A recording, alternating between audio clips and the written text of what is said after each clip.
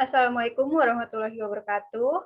Kami dari kelompok 4 ingin mempresentasikan hasil diskusi kami mengenai pelaksanaan tindak ujaran. Kelompok kami terdiri dari 4 orang. Yang pertama saya sendiri, Rahma Aulia, kemudian Ingrid Ayu Paraswati, kemudian rekan saya ada Isna Kaila, dan Ade Rahmawati. Pada kesempatan kali ini, kami memiliki 4 subtema atau 4 hal yang akan kami bahas, yaitu yang pertama, tujuan dari ujaran, yang kedua, langkah umum dalam pelaksanaan ujaran, yang ketiga, pelaksanaan ujaran, dan yang keempat, pelaksanaan ujaran tak langsung. Langsung saja ke materi pertama, yakni mengenai tujuan ujaran. Ketika seseorang berujar atau dengan seseorang berujar, manusia biasanya mempunyai sebuah tujuan. Tujuan tadi berupa pemberian informasi kepada pendengar, misalnya dalam bentuk suatu wacana atau dialog. Jadi ketika seseorang berujar atau seorang memberikan informasi melalui ujarannya, ia berharap pendengar melakukan sesuatu atau memberikan informasi seperti misalkan bisa dalam kalimat perintah atau kalimat memberikan informasi seperti biasa saja seperti itu. Kemudian ujaran sebagai sebuah sarana berkomunikasi setidaknya memiliki 3 unsur berikut, yakni yang pertama tindak ujaran atau speech of act. Nah, speech act ini menurut salah satu pakar bahasa yang bernama Shirley yang terinspirasi dari salah satu guru besar Universitas Oxford yang bernama John L.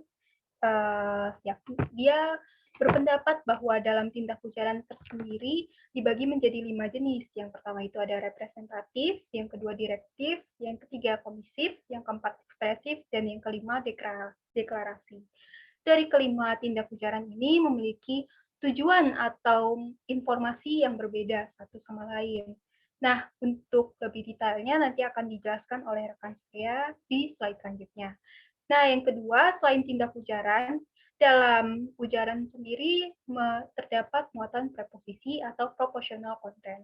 Dalam ujaran tersendiri terdapat proposisi atau preposisi tertentu seperti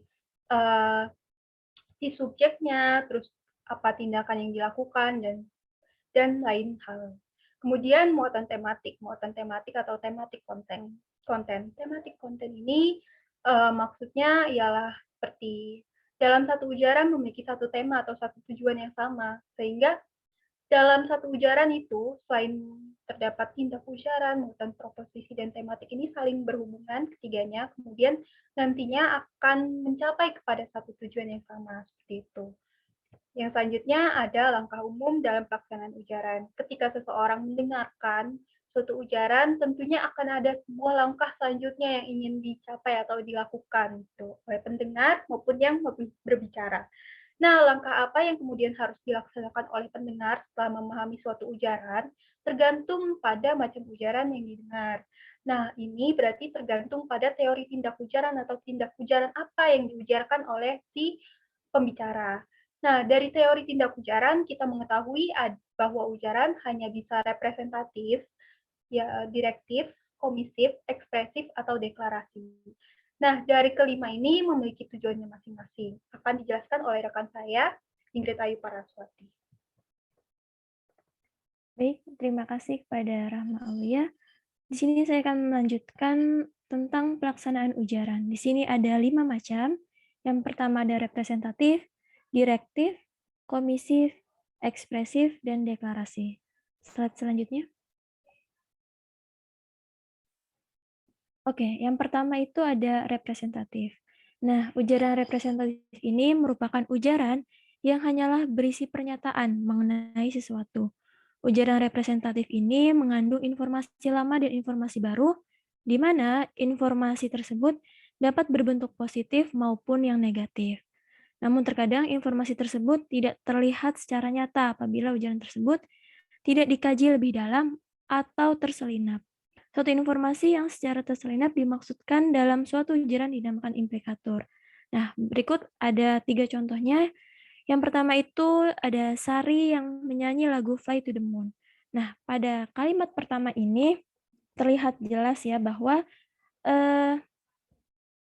pendengar yang mendengarkan ujaran tersebut akan mengetahui bahwa adanya seseorang yang menyanyikan lagu Fly to the Moon. Nah, informasi tersebutlah yang dinamakan informasi lama, yang diasumsikan diketahui oleh pendengar. Sementara itu, informasi baru dari kalimat tersebut adalah sari, di mana sari ini merupakan orang yang menyanyikan lagu tersebut. Karena dalam kalimat atau dalam ujaran representatif ini, dari segi pembicaranya melakukan ujaran tersebut berdasarkan kenyataan, maka sudah dipastikan bahwa sari adalah orang yang menyanyikan lagu Fly to the Moon.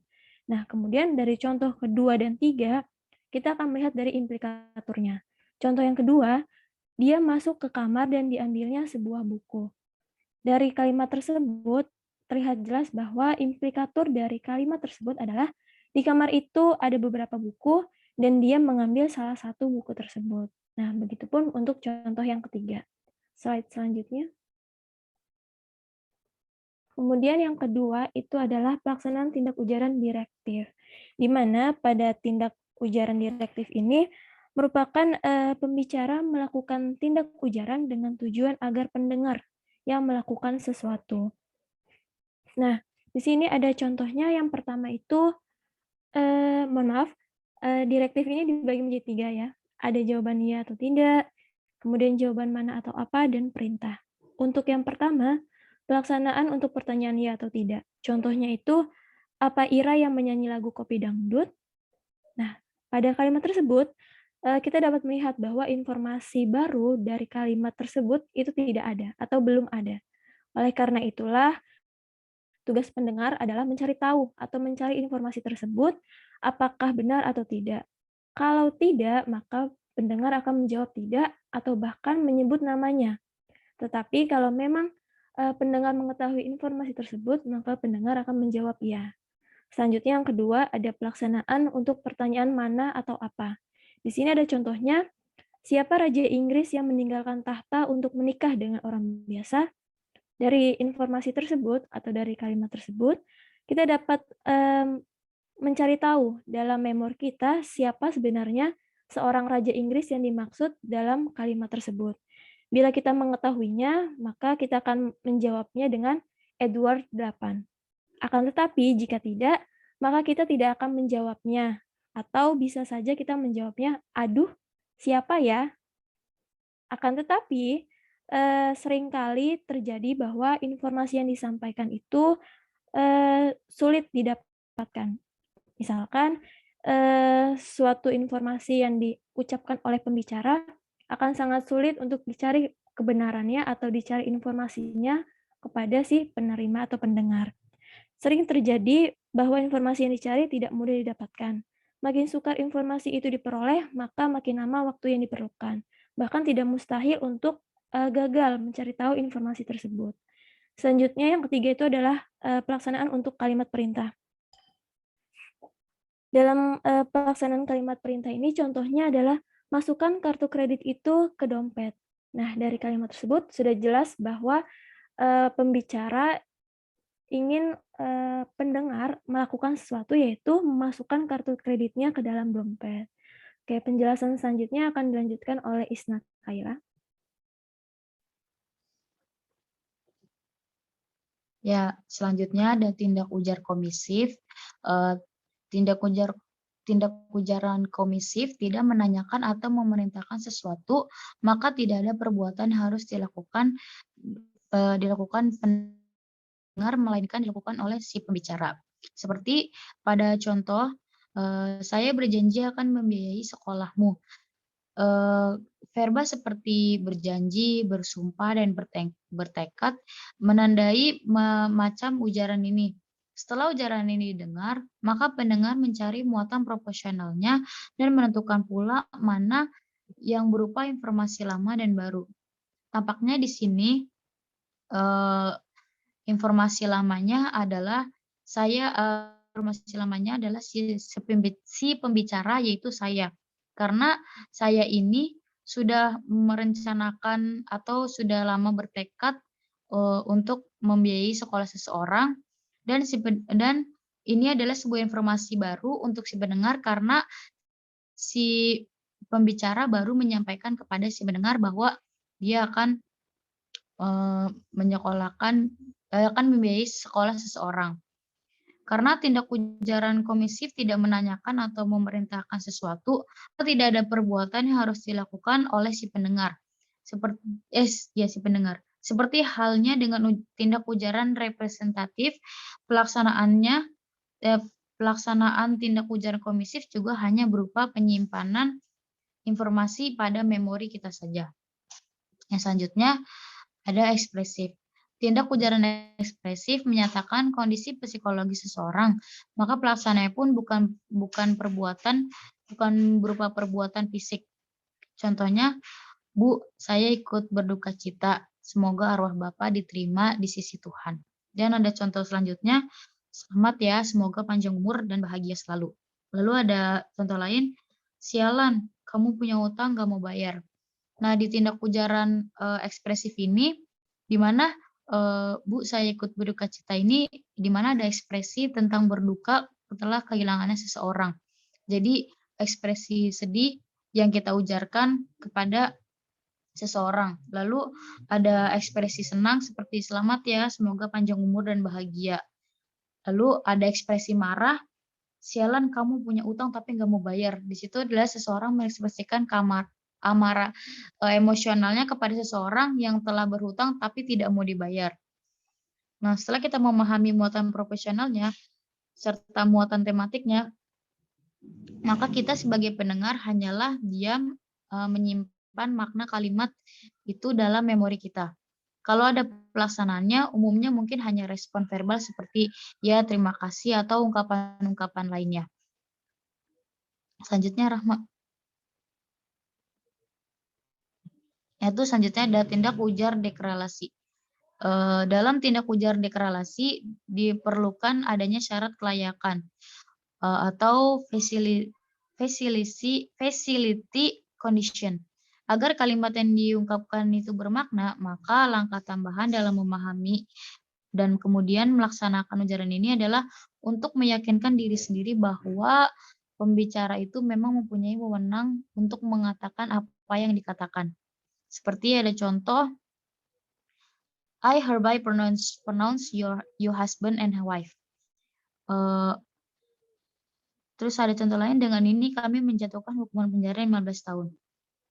Pendengar dalam hal ini bisa juga kedua calon mempelai itu akan menganggap kalimat itu bermakna hanya apabila si pembicara I memang mempunyai wewenang untuk menikahkan orang.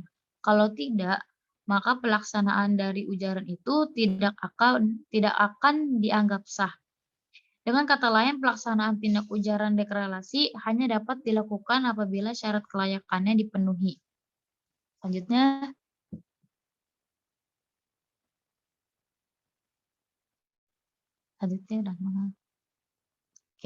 Selanjutnya ada pelaksanakan ujaran tak langsung. Pada ujaran tak langsung, hal yang dinyatakan dengan apa yang dimaksudkan tidak sama. Maka dari itu ujaran seperti ini lebih sukar dilaksanakan karena ada satu fase tambahan yang harus dilalui, yakni fase untuk mentransfer dari makna literal ke makna tak langsung ini. Situasinya, ada seseorang ibu yang kesal pada anaknya karena menaruh handuk di lantai. Ujarannya, Tony, berapa kali Mama bilang untuk tidak menaruh handuk di lantai? Untuk mempermudah pemahaman akan ujaran tak langsung tersebut kita bisa menggunakan pendekatan prinsip kooperatif. Jadi ujaran tak langsung ini tuh kita tuh kayak apa ya, mengungkapkan sesuatu kayak kita tuh sebenarnya memerintah, tapi tuh kita mengekspresikan apa yang kita lihat dari situasi tersebut. Kayak di sini kan contohnya kan ibunya marah. Ibunya tuh memerintahkan untuk supaya anaknya itu nggak naruh handuk lagi di lantai. Tapi karena ibunya ini nggak langsung memerintah, tapi dia makanya dia mengujar dulu kayak udah dibilang berapa kali jangan naruh handuk di lantai gitu. Tapi pada ujung-ujungnya ibunya akan memerintah anaknya untuk menaruh handuk itu pada tempat yang benar gitu. Jadi kalau ibarat singkatnya itu kayak kita tuh ngungkapin unek-unek dulu, baru ngelakuin ngelakuin apa yang telah disampaikan dari perasaan tersebut, gitu. Selanjutnya akan dijelaskan oleh Ade Rahmawati. Iya, baik. Yang selanjutnya adalah prinsipal kooperatif. Nah, prinsipal kooperatif ini adalah prinsip umum yang dibuat agar partisipan diharapkan paham. Maksudnya itu membuat sebuah kontribusi percakapan sesuai yang dibutuhkan, sesuai tempat terjadinya, dan dengan tujuan atau arah percakapan di mana kita dilibatkan. Jadi kayak misalnya kita mengendari mobil nih. Nah, orang-orang yang mengendarai mobil ini bakal tahu harus kayak gimana. Kayak kalau di Indonesia jalan itu harus di sebelah kiri. Terus kalau mau belok itu kasih sen. Terus kalau parkir itu berada di antara dua garis. Jadi kayak bisa dibilang secara simpelnya itu adalah seperti gerakan refleks gitu. Kayak kita udah tahu, oh kita ngendarin mobil kita harus kayak gini, kayak gini, kayak gini gitu kan. Nah, jadi pada dasarnya prinsipal ini memberikan landasan mengapa manusia dapat saling berkomunikasi. Nah, landasan ini disebut sebagai maksim. Maksim ini ada 4. Yang pertama adalah maksim kuantitas, lalu maksim kualitas, maksim hubungan, dan maksim jarak. Selanjutnya, yang pertama ada maksim kuantitas. Sebagai pembicara, informasi yang diberikan haruslah seinformatif mungkin, tetapi jangan lebih dan jangan kurang informatif daripada yang diperlukan. Kalau informasinya kurang lengkap, akan terjadi salah paham. Kayak seperti contoh di sini nomor 55 seperti men and young women were protesting the new marriage law. Dan yang kedua, young men and women were protesting the new marriage law. Jadi di kalimat yang pertama itu yang mudanya itu cuma si perempuan, sementara kalau di kalimat kedua itu yang mudanya si laki-laki dan si perempuan. Jadi kalimat yang pertama itu ambigu kan, kayak maksim kuantitas ini tuh tujuannya biar informasinya itu nggak kurang nggak lebih gitu. Lalu yang kedua ada maksim kualitas. Maksim ini membimbing orang tidak mengatakan apa yang menurut dia tidak benar. Kita juga hendaknya tidak mengatakan sesuatu, juga tidak ada bukti kebenarannya. Contoh kalimatnya itu, Pak Wijoyo sekarang ada di Jakarta. Kita nih nggak tahu si pembicara ini sebenarnya tahu nggak sih Pak Wijoyo itu ada di Jakarta atau enggak. Bisa aja Pak Wijoyo itu ada di Surabaya, tapi dia ngomong Pak Wijoyo sekarang ada di Jakarta. Nah, kalau misalnya dia tahu bahwa Pak Wijoyo itu di Surabaya, tapi dia ngomong di Jakarta, maka dia itu sudah melanggar maksim kualitas ini. Selanjutnya. Yang ketiga ada maksim hubungan. Sebagai pembicara diharapkan untuk memberikan informasi yang relevan terhadap tujuan percakapan.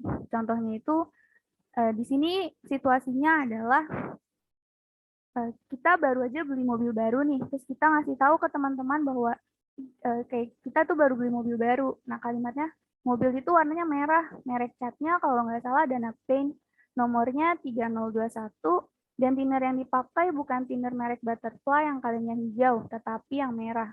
Jadi di sini cukup kasih tahu aja kalau kita beli mobil baru, kayak informasi merek cat, nomor cat, warna kaleng, thinner, itu terlalu berlebihan gitu. Yang keempat ini ada maksim cara. Nah, di sini dalam berkomunikasi, orang juga harus mengungkapkan pikirannya secara jelas. Contohnya di sini ada yang pertama, men and young women were protesting the new marriage law. Nah, yang B, young women and women were protesting the new marriage law. Jadi di maksim cara ini tujuannya itu biar kalau ketika kita ngomong itu tuh tidak ambigu gitu. Kayak kan kayak kata ini, itu, anu itu kan ambigu kan, kayak kalau ngomong tuh yang jelas gitu, jangan ambigu kayak gitu. Jadi intinya tuh dari maksim cara ini, kalau kita mengungkapkan pikiran kita itu harus jelas, jangan pakai kata-kata yang ambigu kayak gitu. Selanjutnya, yang selanjutnya ada pelaksanaan ujaran dan prinsipal kooperatif. Terdapat keterkaitan antara kehidupan berkomunikasi dengan prinsipal kooperatif. Kaitannya adalah bahwa dalam berbahasa, orang tidak selamanya menyatakan apa yang dimaksud secara rinci dan eksplisit. Maksudnya, ketika kita ngomong tuh kita nggak rinci dan nggak jelas gitu mau ngomongnya kayak gimana. Tapi sebenarnya orang tuh paham apa yang kita omongin gitu. Misalnya di sini ada contoh, waktu telepon berdering, mama ada di kamar, anaknya namanya Doni itu ada di tempat lain, lagi nyuci piring. Nah, mamanya itu ngomong, "Don, itu teleponnya diangkat," tapi Doni jawabnya, "Lagi nyuci piring, Mah," gitu. Kan kalau secara sintaksis, secara kalimat tuh nggak nyambung ya. Mamanya nyuruh ngangkat telepon, tapi dia bilang, "Lagi nyuci piring, Mah," gitu. Tapi secara kita berbahasa, kita ngerti maksudnya si Doni ini nggak bisa ngangkat teleponnya karena dia lagi nyuci piring, kayak gitu. Selanjutnya akan dijelaskan oleh Rahmawiyah. Kemudian yang selanjutnya ialah langkah-langkah dalam pelaksanaan ujaran tak langsung.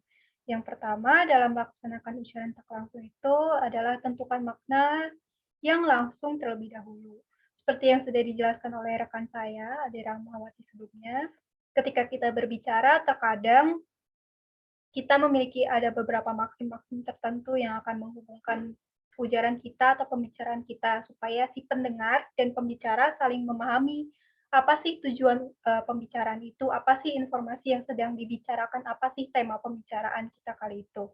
Nah, setelah menentukan makna yang tak langsung terlebih dahulu, kemudian kita melakukan makna langsung yang dimaksud. Nah, makna langsung yang dimaksud itu seperti apa gitu. Kemudian yang selanjutnya, kalau bukan, tentukan makna tak langsungnya dengan memperhatikan prinsip kooperatif dan aturan percakapan yang lain. Nah, aturan percakapan ini ada prinsip kooperatif, seperti tadi ada maksim-maksimnya, 4 maksim tadi, maksim cara, dan sebagainya. Kemudian ada juga tujuan atau bentuk ujarannya, bisa deklaratif, bisa perintah, atau sebagainya. Nah, kemudian selanjutnya, yang keempat, ambil langkah untuk melaksanakan tindak ujaran ini sesuai dengan makna yang ditentukan pada C. Jadi, keempat cara ini atau keempat tahapan ini sebenarnya sudah sering kita laksanakan dalam kehidupan sehari-hari. Tapi jika dirinci mungkin akan seperti ini. Tapi dalam kehidupan sehari-hari kita tidak perlu memikirkan, aduh yang pertama kita harus mikir ini seperti apa, kemudian kita mau bahas apa, dan sebagainya. Hal ini terjadi dengan begitu cepat di otak kita tanpa kita sadari, karena kepahaman kita akan sebuah bahasa atau ujaran tersendiri, seperti itu. Kemudian, sampailah pada ujung diskusi kita pada hari ini. Terima kasih telah menyimak hasil diskusi kami atau presentasi hasil diskusi kami. Kami mohon maaf apabila ada terjadi kesalahan penyebutan kata atau sebagainya. Wabillahi taufiq wa hidayah. Wassalamualaikum warahmatullahi wabarakatuh.